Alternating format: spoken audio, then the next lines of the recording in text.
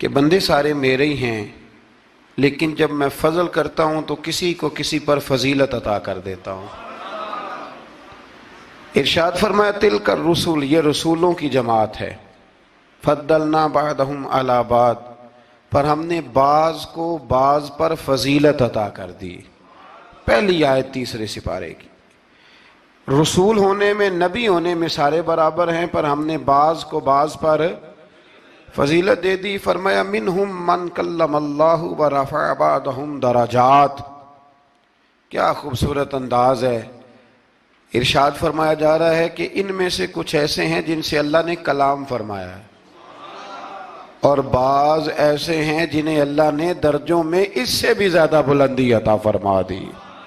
کوئی رہ فلک کو تیار گیا تے کوئی جا سدرات ہار گیا، ایک کالیاں زلفاں والا سی جڑا لنگر شاہ تو بھی پار گیا۔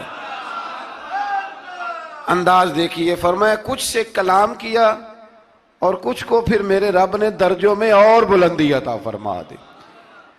اب اللہ جس کو بلندی عطا کرے وہ کتنی بلندی پہ گیا ہے اس کا کوئی اندازہ کر سکتا نہیں۔ تو میرے اللہ نے بھی نہ بات کھلی چھوڑ دی، فرمایا چلو حساب لگاتے رہو۔ اعلیٰ حضرت فرماتے ہیں کمان امکان کے جھوٹے نکتوں، تم اول اور آخر کے پھیر میں ہو، محیط کی چال سے تو پوچھو وہ کدھر سے آئے اور کدھر گئے تھے۔ وہ تو بات بڑی دور نکل گئی، تم ابھی تک اس چکر میں ہو کہ کہاں سے آئے اور کہاں گئے۔ محمد سر وحدت ہے، کوئی رمز ان کی کیا جانے، شریعت میں تو بندے ہیں حقیقت میں خدا جانے۔ اور نہ حلیمہ بھید کھلا ہے یہ، نہ مقام میں چونو چراں ہے یہ، تو خدا سے پوچھ وہ کون تھے تیری عظمتیں جو بڑھا گئے۔ لباس آدمی پہنا تو جہان آدمی سمجھا، وہ مزمل بن کے آئے تھے تجلی بن کے نکلیں گے۔ تو پہلی آیت میں ہی اللہ تعالیٰ نے اپنے انبیاء کی اور اپنے محبوب کی عظمت کو بیان فرمایا ہے۔ پھر اللہ تبارک و تعالیٰ نے اس سے اگلی آیات کے اندر اپنی راہ میں خرچ کرنے کا حکم دیا، اور پھر آگے بڑھ کے نا اللہ تبارک و تعالیٰ نے اسی پارے میں وہ عظیم آیت ارشاد فرمائی جسے آیت الکرسی کہا جاتا ہے۔ آیت الکرسی میں اللہ تعالیٰ کی عظمتوں کا بیان ہے، شانوں کا بیان ہے، بلندیوں کا بیان ہے، اور اس کے کمال اختیار اور کمالات کا بیان ہے۔ اور یہ وہ خوبصورت آیت کریمہ ہے آیت الکرسی۔ یہ حدیث آپ نے آج رٹ لینی ہے، یہ رٹ لینی ہے آپ نے حدیث، اور اتنی پکی رٹنی ہے کہ میرا مشورہ ہے کہ بچوں کے کانوں میں بھی بتانی ہے کہ یہ کام بھولنا نہیں۔ نبی پاک علیہ السلام نے فرمایا جو ہر فرض نماز کے بعد آیت الکرسی پڑھے گا نا، وہ مرنے سے پہلے پہلے جنت میں اپنا مقام دیکھ لے گا۔ اب اس سے بڑی فضیلت کیا ہوگی کہ مرنے سے پہلے پہلے۔ امام سیوطی علیہ رحمہ نے اس حدیث کو نقل فرمایا۔ اللہ کریم نے نا آیت الکرسی کے فوراً بعد ارشاد فرمایا لا اکراہ فی الدین، اس دین میں سختی کوئی نہیں۔ تو یا اللہ پھر کیا ہے؟ وہ جو کافر بڑا اعتراض کرتے ہیں نا کہ دین تلوار سے پھیلا ہے، تو دین ان لوگوں نے فوجوں کے ذریعے پھیلایا ہے۔ تو اللہ تبارک و تعالیٰ نے تیسرے پارے کی آیت نمبر 256 میں وضاحت فرما دی کہ دین میں کوئی جبر نہیں ہے۔ ہاں ہم نے صورتحال واضح کر دی ہے، حق بیان کر دیا ہے۔ اب جو بندہ انکار کرے گا اس حق کا وہ شیطان کے ساتھ ہے، اور جو ایمان لے آئے گا تو پھر اس نے ایک مضبوط چیز کو پکڑ لیا ہے، اور اس مضبوط چیز کو پکڑا ہے جس نے کبھی کھلنا نہیں ہے۔ فرمایا دین میں کوئی جبر نہیں، سختی نہیں، لیکن نا دل اللہ کے کنٹرول میں ہے نا سارے، تو اللہ اگر چاہے تو سارے کافروں سے کلمہ پڑھوا دے، لیکن رب فرماتا ہے میں تمہیں حق بتاؤں گا، مان لو گے تو جنت ہے، نہ مانو گے تو جہنم ہے۔ اس لیے جبر والی بات کوئی نہیں۔ آگے اللہ تعالیٰ نے نا اسی پارے میں ارشاد فرمایا کہ اے محبوب علم تر الی الذی حاج ابراہیم فی ربہ، یہ بھی ایک انوکھی فطرت ہے انسان کی جس کو اللہ تعالیٰ نے اس پارے میں بیان فرمایا۔ محبوب آپ نے اس شخص کی طرف نہیں دیکھا جو حضرت ابراہیم سے جھگڑا کر رہا تھا ان کے رب کے بارے میں؟ جھگڑا کیوں کر رہا تھا؟ ان آتاہ اللہ الملک، کیونکہ اللہ نے اسے ملک عطا فرمایا، اللہ نے بادشاہی دیا تو وہ اللہ کے معاملے میں جھگڑے کرنے لگ گیا، وہ کہتا ہے میں ہی رب ہوں۔ تو حضرت ابراہیم علیہ السلام نے فرمایا میرا رب تو وہ ہے جو زندہ کرتا اور مارتا ہے۔ تو بیوقوف نے دلیل کیا دی؟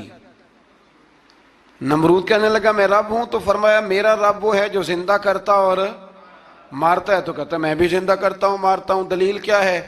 ایک سزائے موت کا قیدی منگایا، اور حضرت ابراہیم علیہ السلام کے سامنے کہنے لگا بھی تمہاری سزا کیا تھی؟ وہ کہنے لگا کل پرسوں پھانسی ہونے والی تھی۔ کہنے لگا جاؤ تم آزاد ہو۔ کہنے لگا دیکھ لو میں نے زندگی دے دی نا، حالانکہ یہ پرسوں مر جاتا۔ اور ایک بے گناہ کو پکڑا، تلوار ماری اور قتل کر دیا۔ کہنے لگا دیکھو میں بھی تو زندگی اور موت دیتا ہوں۔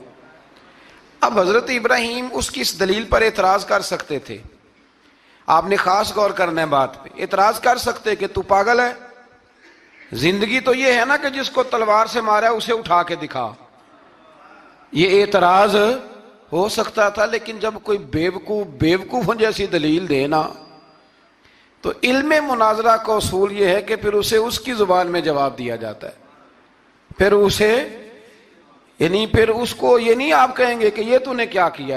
اب جس طرح کا منہ ہوگا تھپڑ بھی، یہ بزرگوں کی مثالیں ہیں نا، تو اس نے کہا جی دیکھو میں نے بھی بندہ ایک زندہ کر دیا ایک مار دیا ہے، اب یہ اس کی بیوقوفوں جیسی دلیل تھی، لیکن چونکہ بندہ ہی بیوقوف تھا تو اس کی اس کو سمجھ نہیں آنی تھی، تو حضرت ابراہیم نے دلیل بدل لی اور آپ فرمانے لگے چلو پھر اگر یہی بات ہے تو میرا رب وہ ہے جو سورج کو مشرق سے نکالتا ہے اور مغرب میں غروب کرتا ہے۔ تو اگر رب ہے نا تو اس طرح کر فاتی بہا من المغرب، تو اسے مغرب سے نکال۔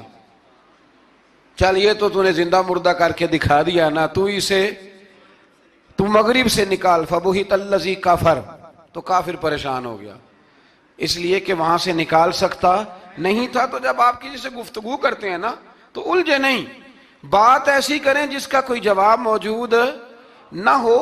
یہاں مفسرین نے ایک بڑی شاندار بات لکھی ہے، مفسرین کہتے ہیں کہ اگر وہ یہ کہہ دیتا نا یہاں پہ، کیونکہ بیوقوف تھا نا کہہ نہیں سکا، اگر کہہ دیتا نا کہ مشرق سے تو میں نکالتا ہوں، تو آپ اپنے رب سے کہیں وہ مغرب سے نکالے، تو مفسرین کہتے ہیں اگر حضرت ابراہیم فرما دیتے نا تو رب کریم نے سورج مغرب سے بھی نکال دینا تھا، لیکن فبہت الذی کفر، وہ یہیں پہ نہ رہ گیا۔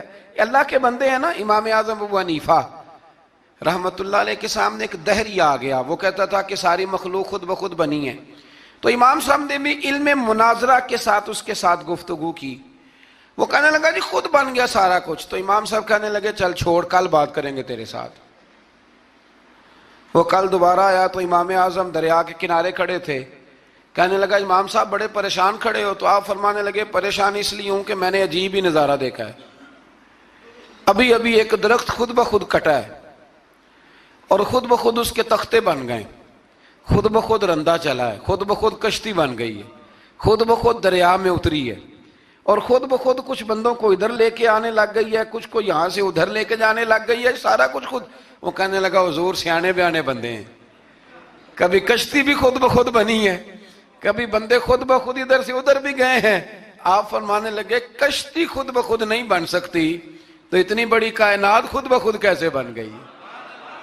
اور اگر بندے ادھر سے ادھر خود بخود نہیں آ سکتے تو بتا یہ سورج اور چاند خود بخود ادھر سے ادھر کیسے روز چلے جاتے ہیں؟ تھوڑی دیر چپ رہا، پھر آ کے امام اعظم کے ہاتھ چومے اور کہنے لگا آپ نے تو کمال کر دیا، میرا ذہن صاف ہو گیا، مجھے کلمہ پڑھائیں، میں بھی مدینے والے محبوب کا غلام بن جاتا۔ تو پکی دلیلوں کے ساتھ گفتگو کرتا ہے قرآن پاک، پکی دلیلیں۔ یہ آیت سبق یہ دیتی ہے کہ آپ کسی سے بات کریں تو اب چونکہ سپارہ لمبا ہے بات رہ نہ جائے، پر یہ مضمون اتنا شاندار ہے کہ میرا یہاں رکنے کو دل کرتا ہے۔ وہ ہمارا نظریہ یہ ہے کہ امام کے پیچھے سورۃ فاتحہ نہیں پڑھنی، اگرچہ جو پڑھتے ہیں اس پر کوئی سخت فتویٰ نہیں ہم دیتے، بعض آئمہ پڑھتے ہیں، لیکن سمجھانے کے لیے امام اعظم ابو حنیفہ رحمۃ اللہ علیہ کی رائے ہے کہ امام کے پیچھے سورۃ فاتحہ نہیں پڑھنی۔ ہمارے پاس دلیل ہے، قرآن کہتا ہے جب قرآن پڑھا جائے تو خاموشی سے سنو، اور حضور کا فرمان موجود ہے مصنف ابن ابی شیبہ میں کہ امام کی قرات ہی مقتدی کی قرات ہے۔ بزرگ کہتے ہیں کہ دلیل اس طرح کی دو کہ سامنے والے کے ذہن تک بات پوری اتر جائے، آپ اسے سمجھا پائیں۔ امام صاحب نے جب یہ بات ارشاد فرمائی تو کچھ لوگ آپ سے مناظرہ کرنے آ گئے، 15-20 لوگ تھے۔ ایک ادھر سے بولتا پڑھنی چاہیے سورت امام کے پیچھے، ایک ادھر سے بولتا پڑھنی چاہیے، ایک ادھر سے بولتا۔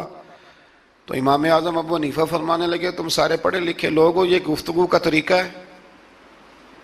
اس طرح بات کرتے ہیں کسی کے سامنے؟ میں اکیلا ہوں اور تم 15 لوگ ہو، کوئی ادھر سے بولتا ہے کوئی ادھر سے بولتا ہے، طریقہ کرو کوئی بات کا۔ وہ چپ کر گئے، کہنے لگے ویسے ٹھیک تو ہے، ہم تو غیر مہذب ہو گئے۔ تو امام صاحب کہنے لگے ایک بندے کو منتخب کرو، وہ میرے سامنے آئے۔ انہوں نے ایک بندہ منتخب کر لیا، وہ کہنے لگا جناب یہ ہمارا نمائندہ ہے، یہ اگر جیت گیا تو ہم سارے جیت گئے، یہ اگر ہار گیا تو ہم سارے۔ تو امام صاحب کہنے لگے کیوں منتخب کیا؟ کہنے لگے جی سارے بولیں گے تو سمجھ نہیں نہ آئے گی کوئی کیا کہہ رہا ہے، کوئی کیا کہہ رہا ہے، کوئی کہاں ہے کوئی کہاں ہے۔